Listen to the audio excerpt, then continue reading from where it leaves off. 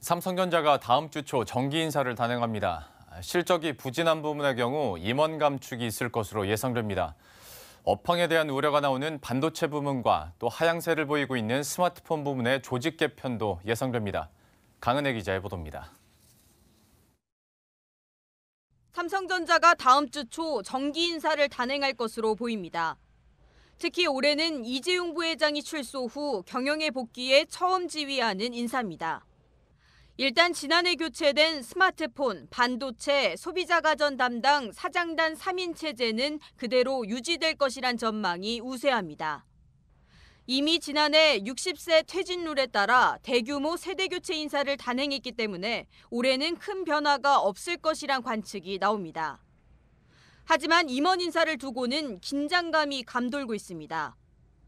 성과주의 원칙에 따라 삼성전자 실적의 견인차 역할을 하고 있는 반도체 부문에선 대규모 승진자가 나올 것으로 보입니다. 반면 실적 부진과 글로벌 점유율이 흔들리고 있는 소비자 가전, 스마트폰 사업 부문에서는 임원 감축이 예고되고 있습니다. 삼성전자는 반도체 호황에 힘입어 올해 3분기에도 역대 최고 실적을 기록했습니다.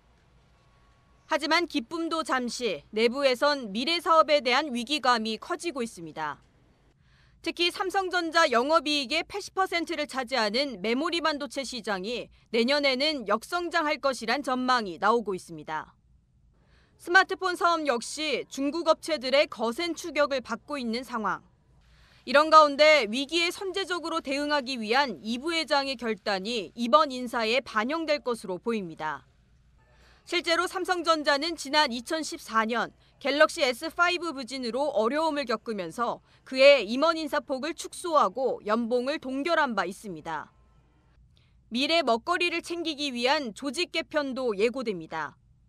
삼성전자가 신성장 동력으로 키우고 있는 인공지능, 5G 전장 사업을 키우기 위한 조직 신설과 외부 인재 영입 여부에도 이목이 집중되고 있습니다. 머니투데이 방송 강은혜입니다.